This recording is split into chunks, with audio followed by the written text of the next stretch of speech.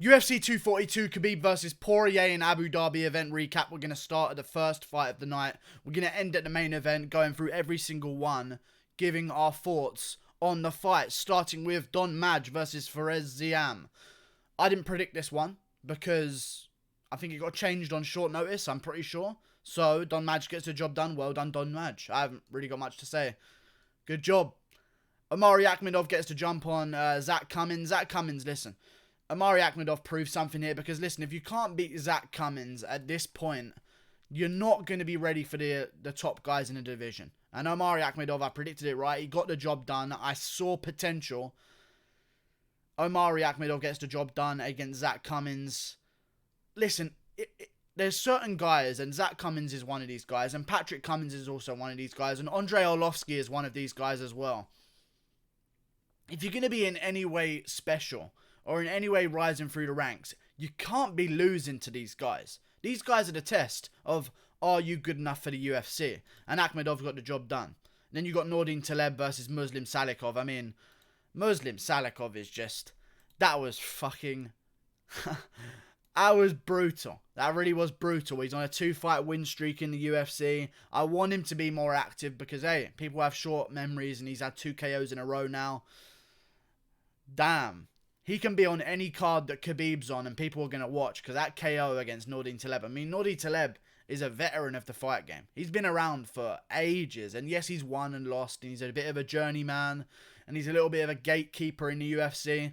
But to KO him like that in the first round, stiff. And then have him get back up and stumble all over the place. First of all, Herb Dean, support him a little bit. You know what I mean? Because if he's stumbling forward like that into the cage and then bumping into the cage and the cage keeps him standing, Herb Dean, get in there and just offer him a shoulder to lean on a little bit, you know? Don't just watch him, okay, get back up yourself now, like you're testing him. Get back up yourself, come on, bitch. Standing back there just watching this guy stumble into the fucking cage. Get in there, support the guy, you've already called off the fight. In an alternate universe, Nordin Taleb gets up and instead of stumbling forward into the cage, stumbles backwards into the center of the octagon and smashes his head off the canvas again. Herb Dean needs to, his job's on the line, boys. His job is on the line. And Belal Muhammad gets a first finish in a very long time against Takashi Sato. As I predicted again, I predicted Salikov as well. Akhmedov got that one right. Belal Muhammad got that one right as well. I just thought that Takashi Sato just wasn't good enough. Belal Muhammad's very good. He just makes a few small mistakes. And he also gets tired a little bit. So for him to be able to get a finish in the third here, I like that about him. Shows that he's maybe learned a little bit because he does slow down in a lot of his fights and kind of give the fight away in the third quite often. But, you know, he gets the job done here against Takashi Sato. He needed that big win. Good job to Belal Muhammad. And we move on to the prelims. And Ottoman Izatar, Teemu Pekalen. Jesus. People said the Overeem and Ngannou knockout was brutal because of Alistair Overeem's toes curling up. Go and watch that knockout. I've got a live reaction to that. That's one of the biggest reactions I've ever given because it was so unexpected. Cracks him on the chin. I predicted a first round KO for Izatar. Teemu Pekalen. I mean, I broke down the whole fight on my predictions. You can go and have a look at it. I think I did a prospect spotlight video for Ottoman Izatar. Predicted the fight to a T. Really, if you go and look at that fight on my channel, Prospect Spotlight, Ottoman Izatar, I predict the fight exactly how it goes. Teemu Pekalen coming out stiff, gets cracked and hurt, and then eventually gets put out in the first round by KO. Yeah, Ottoman Izatar, real deal, bro. He's the real fucking deal. Real deal. Teemu Pekalen, retire. Retire. You haven't fought in 2.5 years, 3 years before now. Clearly this isn't your only source of income, and you've been KO'd twice in the first round in a row. Unless the UFC is going back to Finland, and they're going to do, like, you as the co-main and fucking Amir Khani as the main event, then I don't really know what you're here for. You know, you're being KO'd twice in a row. You're not at the highest level yet. So, what do you want to do, man? I don't really know what Teemu Pekalen should do. If he wants to stay, he can. But Ottoman Izatar got the job done. Moving on to Sarah Moraz versus Liana Juja. She's 6-5. She shouldn't be in the UFC anyway. She gets to win. Well done. KO TKO in round 3. Liana Juja just kind of gassed out and gave up a little bit. Sarah Moraz, 6-5 now. Shouldn't be in the UFC. There's only one person that can pull off that record, and that's Artem Lobov. And unless you're out bare-knuckle boxing world champions, You're not allowed to have that record, okay? Because you aren't the GOAT. Sarah Moraz needs to be cut from the UFC, even with a win. 6-5. I remember going through the fight before this. We're looking at Teemu Pekalen versus Ottoman Izatar. It's going, and up next we've got 11-0 Ottoman Izatar and 8-2 Teemu Pekalen, and showing all their KO records and all the finishes they have. And then now the women's divisions, crazy bantamweight showdown. She's 5-5. It just, you can't get hyped for that shit. You know what I'm saying? But she got the job done, well done. You know what I mean? Zabura Tukagov versus Lerone Murphy. I thought Zabura Tukagov won. I predicted him to win. Lerone Murphy from Manchester, England. Coming out party for him. For him to get this draw. I mean, Zabura was a big prospect in the UFC. I thought he was going to go far. But he showed in that fight that he can get tired. He has a little bit of holes in his stand-up. You know what I'm saying? He cracked and hurt Lerone Murphy in the first round. But for you to be gassing out on Lerone Murphy, who took this fight on short notice, unacceptable. Just unacceptable. And it shows the... I don't know, man. I just feel like for him to be getting tired in that fight, unless I find out that he has staph infection, I can't find an excuse for that. You're facing a guy who's coming in on short notice. Okay? You should be the one that's capitalising in the third and second round, if anything. His chance should only be in the first. Yes, I thought the Zabura won quite clearly, but the fact that it was even close, I mean, he deserved to get a draw, because that was an embarrassing performance. Or have we discovered a fucking rising star in Lerone Murphy that none of us realised yet? There's potential. There's very good potential, and that's another guy for the UK scene to come back at UFC London. Put him on the main card. He's a great fighter. He's got great technique. He looks the part. Let's make a star out of him. Joanne Calderwood versus Andrea Lee. I picked Andrea Lee.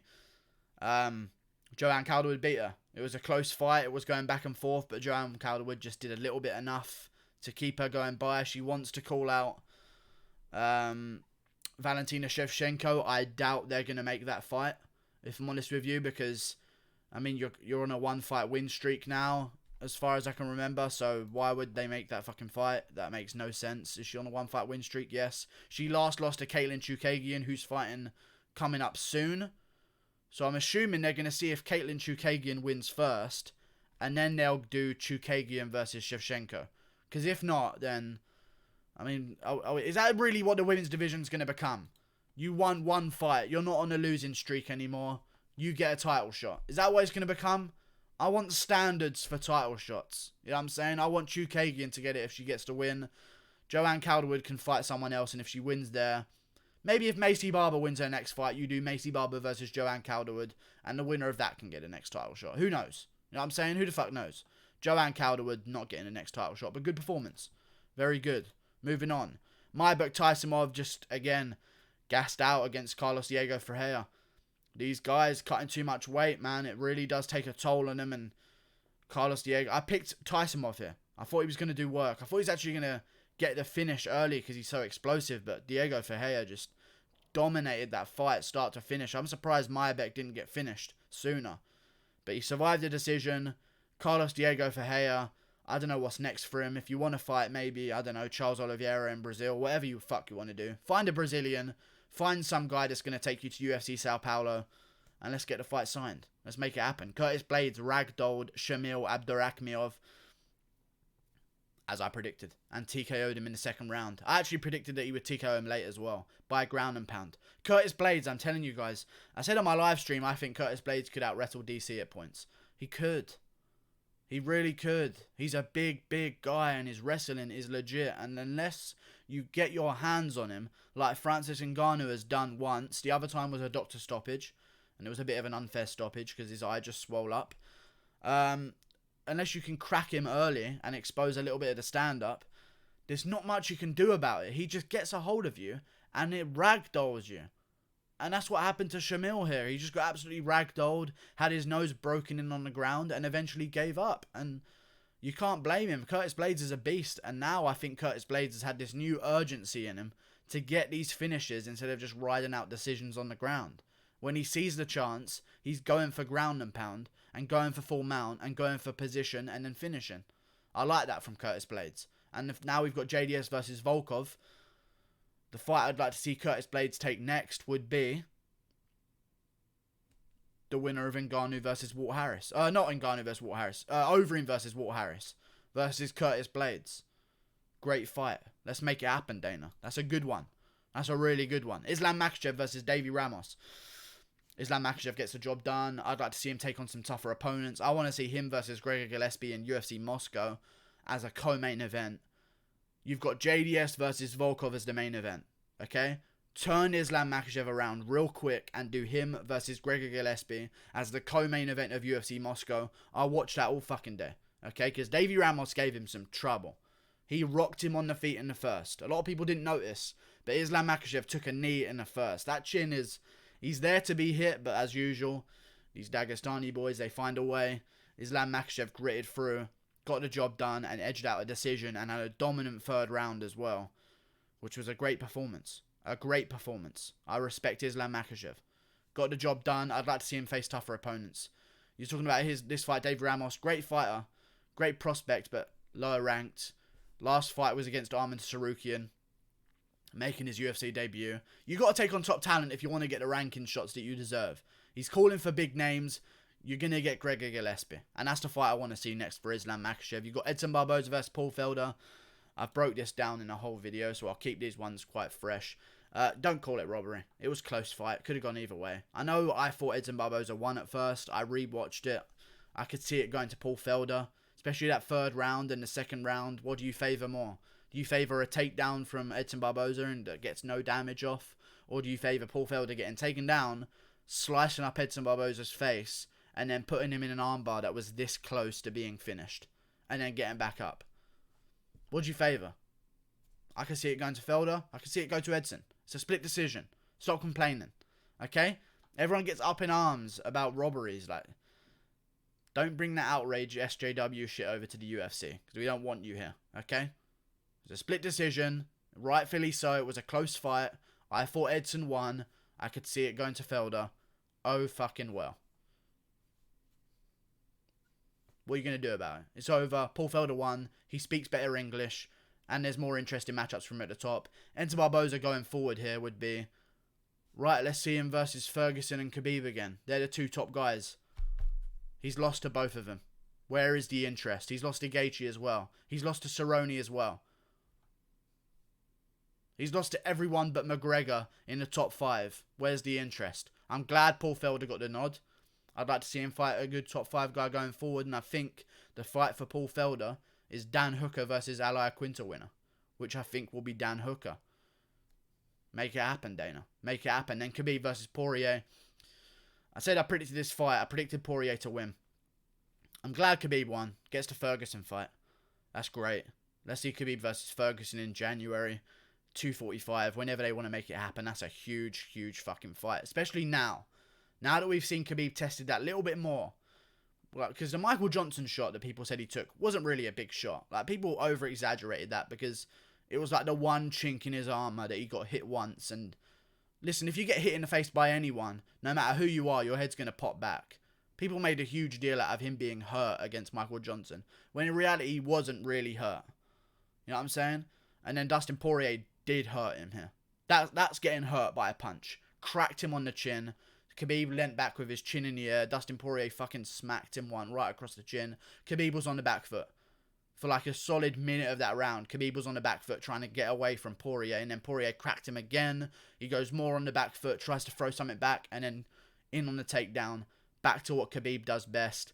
And I feel like Poirier kind of gassed himself out squeezing for that guillotine. I said in the prediction for this fight, I think Poirier wins in the third round.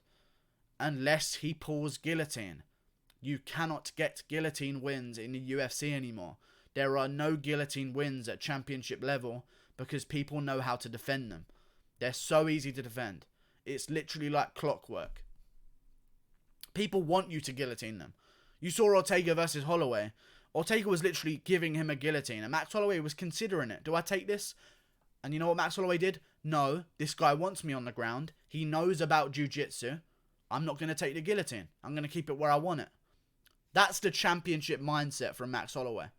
If you watch that fight, Ortega's like, take my neck, bro. Take this guillotine. I'll escape it because I know anything about jiu-jitsu. And then I'll end up on top of you and now we're on the ground. Holloway goes, Do I take it? No, I don't take it. I'll keep it standing. That's the difference between him and Dustin Poirier. Poirier sees a way out. I can get this over with. Yeah, quick panic, get me. Now they're on the ground. You're on the ground with Khabib. Listen, you don't get guillotined. The last guillotines you've seen at championship level were... Holy shit. When was the last guillotine we've seen at championship level? Everyone knows how to defend them. The last guillotine we've seen at championship level was... Holy shit. Jones versus Machida. I don't know if that was before. Gilbert Melendez versus Anthony Pettis is another one I have in my head. And that's all I can remember. People know how to defend him now.